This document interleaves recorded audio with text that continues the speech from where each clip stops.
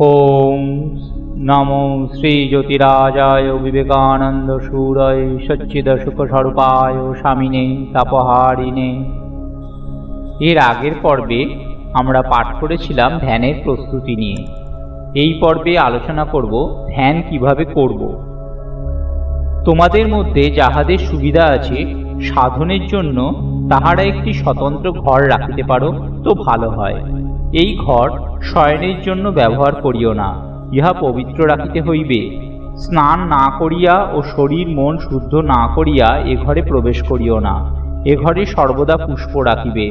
যোগীর পক্ষে এরূপ পরিবেশ অতি উত্তম।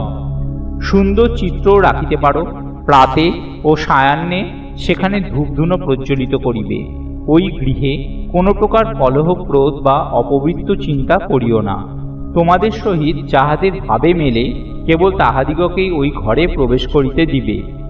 এইরূপ করিলে ক্রমে ঘরটি পবিত্রভাবে ভরিয়া উঠিবে।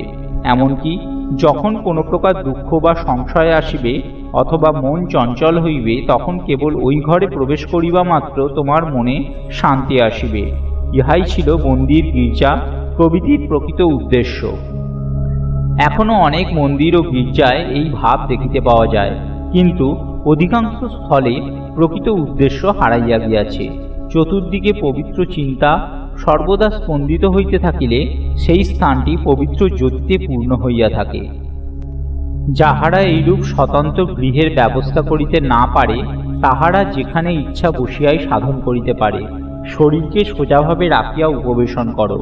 সর্বপ্রথমে জগতে পবিত্র চিন্তার একটা স্রোত প্রবাহিত করিয়া দাও। মনে মনে বলো, জগতে সকলেই সুখী হোক, সকলেই শান্তি লাভ করুক, সকলেই আনন্দ লাভ করুক। এইরূপে পূর্বে পশ্চিমে উত্তরে দক্ষিণে পবিত্র চিন্তা প্রবাহিত করো।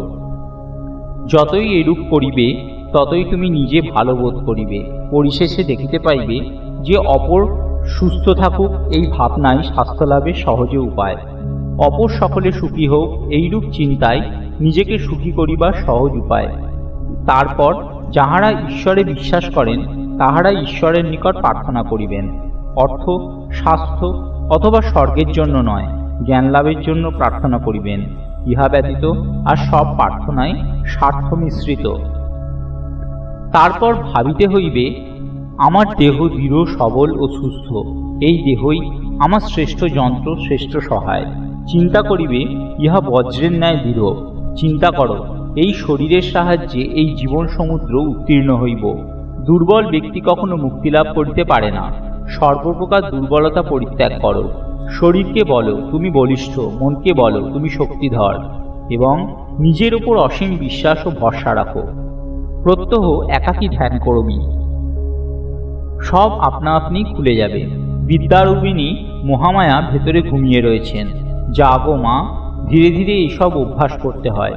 ইমোশনাল সাইডটা, ভাবপ্রবণতা ধ্যানের কালে একেবারে দাবিয়ে দিবি। ওইটাই বড় ভয়। যারা বড় ইমোশনাল বা ভাবপ্রবণ তাদের কুণ্ডলিনী ফরফর করে ওপরে ওঠে বটে, কিন্তু উঠতেও যতক্ষণ, নাবতেও ততক্ষণ। যখন নাবেন তখন একেবারে সাধককে অধঃপাতে নিয়ে গিয়ে ছাড়েন। এজন্য ভাব সাধনার সহায় কীর্তনের একটা ভয়ানক দোষ আছে। নেচে কুদে সাময়িক উচ্ছ্বাসে ওই শক্তির ঊর্ধ্বগতি হয় বটে, কিন্তু স্থায়ী হয় না।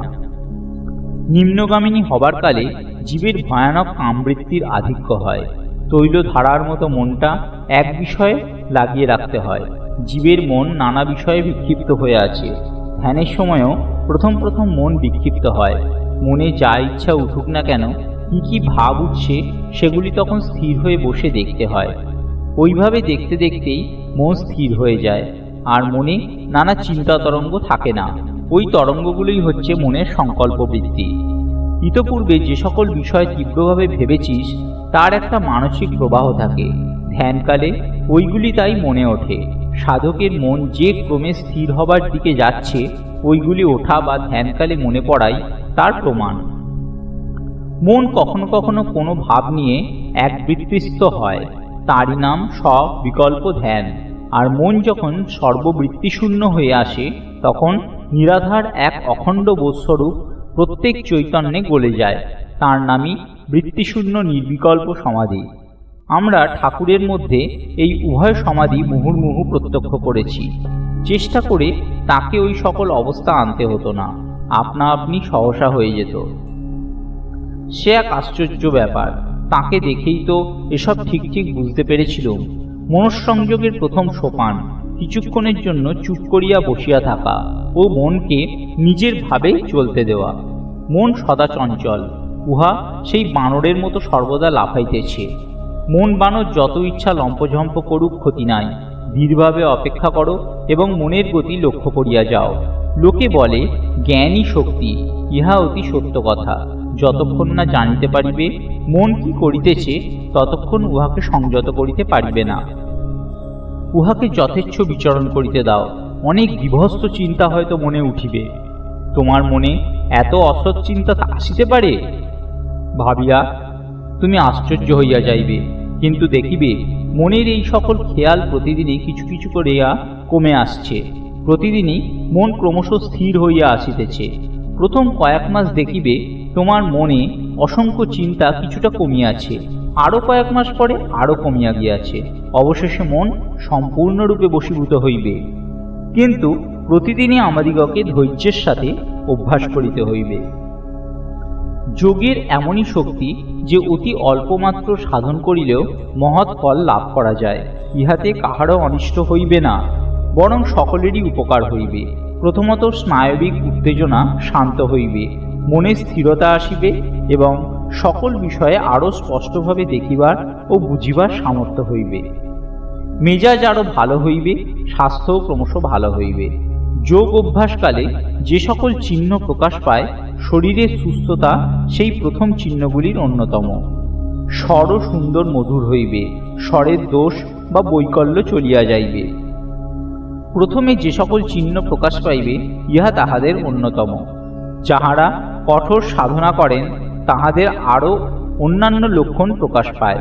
কখনো কখনো দূর হইতে যেন ঘণ্টার ধ্বনির মতো শব্দ শোনা যাইবে, যেন অনেকগুলি ঘণ্টা দূরে বাজিতেছে এবং সেই সকল শব্দ একত্রে মিলিয়া কর্ণে অবিচ্ছিন্ন শব্দ প্রবাহ আসিতেছে। কখনো কখনো নানা বস্তু দেখা যায়, ক্ষুদ্র ক্ষুদ্র আলোককণা যেন শূন্যে ভাসিতেছে, ক্রমশ একটু একটু করিয়া বড় হইতেছে। যখন এই সকল ব্যাপার ঘটিতে থাকিবে, তখন জানিও তুমি খুব দ্রুত উন্নতির পথে চলিতেছ। মনকে ইচ্ছামতো দৌড়াইতে দাও, বাধা দিও না, কিন্তু সাক্ষীর ন্যায় উহার গতিবিধির ওপর দৃষ্টি রাখো। এইরূপে এই মন তখন দুই অংশে বিভক্ত হইবে, অভিনেতা ও দ্রষ্টা। তারপর মনের যে অংশ দ্রষ্টা বা সাক্ষী, তাহাকে শক্তিশালী করো এবং মনের গতিবিধি দমন করিবার চেষ্টায় সময় নষ্ট করিও না। মন অবশ্যই চিন্তা করিবে, কিন্তু ধীরে ধীরে এবং ক্রমশ। সাক্ষী যখন তাহার কার্য করিয়া যাইবে, অভিনেতা মন অধিকতর আয়ত্ত হইবে, যে পর্যন্ত না তোমার অভিনয় বন্ধ হইয়া যায়। অজ্ঞান, চঞ্চলতা, ঈর্ষা, আলস্য ও তীব্র আসক্তি এই কটি যোগাভ্যাসের পরম শত্রু। যোগীর পক্ষে এই তিনটি বিশেষ প্রয়োজনীয়। প্রথম, দেহ ও মনের পবিত্রতা। সব রকমের মলিনতা যা মনকে নিচে নামিয়ে দেয়, যোগী তা পরিত্যাগ করবে। দ্বিতীয়, ধৈর্য। প্রথম প্রথম অনেক আশ্চর্য দর্শনাদি হবে, তারপর যেসব বন্ধ হয়ে যাবে। এইটিই হচ্ছে সবচেয়ে কঠিন সময়, কিন্তু ধরে থাকা চাই। ধৈর্য থাকলে শেষে সত্য লাভ হবেই। তৃতীয়, অধ্যাবসায়। সম্পদে বিপদে স্বাস্থ্যের রোগে সব সময় যোগ অভ্যাস করে যাও, একটি দিনও বাদ দিও না। রোগ, মানসিক জড়তা, সন্দেহ, উদ্যম রাহিত্য, আলস্য, বিষয় তৃষ্ণা, মিথ্যা অনুভব, একাগ্রতা লাভ না করা, ওই অবস্থা লাভ হইলেও তাহা হইতে পতিত হওয়া, এইগুলি চিত্ত বিক্ষেপকর অন্তরায়। ব্যাধি, জীবন সমুদ্রের অপর পারে লইয়া যাইবার জন্য এই শরীরই আমাদের একমাত্র নৌকা। বিশেষভাবে ইহার যত্ন করিতে হইবে। অসুস্থ ব্যক্তি যোগী হইতে পারে না। স্ট্যান, মানসিক জড়তা আসিলে আমাদিগকে যোগ বিষয়ে প্রবল অনুরাগ নষ্ট হইয়া যায়। উহার অভাবে সাধন করিবার জন্য যে দৃঢ় সংকল্প শক্তি প্রয়োজন, তাহার কিছুই থাকে না। সংশয়, আমাদের এই যোগ বিজ্ঞান বিষয়ে বিচারজনিত বিশ্বাস যতই থাকুক না কেন, যতদিন দূরদর্শন, দূরশ্রবণাদি অলৌকিক অনুভূতি না আসিবে, ততদিন এই বিদ্যার সত্যতা বিষয়ে অনেক সন্দেহ আসিবে। এইগুলির একটু একটু আভাস পাইলে মন খুব দৃঢ় হইতে থাকে। ইহাতে সাধক আরও অধ্যাবসায়শীল হয়। অনবস্থিতি তত্ত্ব। কয়েকদিন বা কয়েক সপ্তাহ ধরিয়া সাধন করিবার সময় দেখিবে মন বেশ সহজে একাগ্র ও স্থির হইতেছে। বোধ হইতেছে তুমি সাধন পথে দ্রুত উন্নতি করিতেছ। একদিন দেখিবে হঠাৎ তোমার এই উন্নতি বন্ধ হইয়া গেল। জাহাজ চড়ায় ঠেকিলে যেরূপ অবস্থা হইয়া যায়, তোমার সেই রূপ হইয়াছে। এরূপ হইলেও অধ্যাবসায় শূন্য হইও না। এই রূপে বারবার উত্থান পতনের মধ্যেই অগ্রগতি হইয়া থাকে। 3 প্রকার ধ্যানের বিষয় আমাদিগকে দেওয়া হইয়াছে। প্রথমত স্থূল, যথা শরীর বা জড় পদার্থ সমূহ। দ্বিতীয়ত সূক্ষ্ম বস্তু সমুদয়, যথা মন বা চিত্তাদি। তৃতীয়ত গুণ বিশিষ্ট পুরুষ, অর্থাৎ অস্মিতা বা অহংকার। এখানে আত্মা বলিতে উহার যথার্থ স্বরূপকে বোঝাইতেছে না। অভ্যাসের দ্বারা যোগী এই সকল ধ্যানে দৃঢ় প্রতিষ্ঠিত হইয়া থাকেন। তখন তাহার এতদৃশ্যি একাগ্রতা শক্তি লাভ হয় যে যখনই তিনি ধ্যান করেন তখনই অন্যান্য বস্তু মন হইতে সরাইয়া দিতে পারেন। তিনি যে বিষয়ে ধ্যান করেন সেই বিষয়ের সহিত এক হইয়া যান। মনে করো মন যেন কোনো একটা বিষয় চিন্তা করিবার চেষ্টা করিতেছে। কোনো একটা বিশেষ স্থানে, যথা মস্তকের ওপর অথবা হৃদয়ে নিজেকে ধরিয়া রাখিবার চেষ্টা করিতেছে। যদি মন শরীরের কেবল ওই অংশ দিয়াই সর্বপ্রকার অনুভূতি গ্রহণ করিতে সমর্থ হয়, শরীরের সকল অঙ্গকে যদি বিষয় গ্রহণ হইতে নিবৃত্ত রাখিতে পারো, তবে তাহার নাম ধারণা। আর মন যখন কিছুক্ষণ নিজেকে ওই অবস্থায় রাখতে সমর্থ হয়, তখন তাহাকে বলা হয় ধ্যান। যখন ধ্যানে বস্তুর আকৃতি বা বাহ্যভাগ পরিত্যক্ত হয়, তখনই এই সমাধি অবস্থা আসে। মনে করো আমি একখানি পুস্তক সম্বন্ধে ধ্যান করিতেছি। ধীরে ধীরে আমি উহার উপর মন একাগ্র করিতে কৃতকার্য হইলাম। তখন কেবল ভেতরের ভাবগুলি অনুভব করিব, অর্থটুকু বুঝিব, কোনরূপ আকারে ইহা প্রকাশিত হইবে না। ধ্যানের ওই অবস্থাকে সমাধি বলে।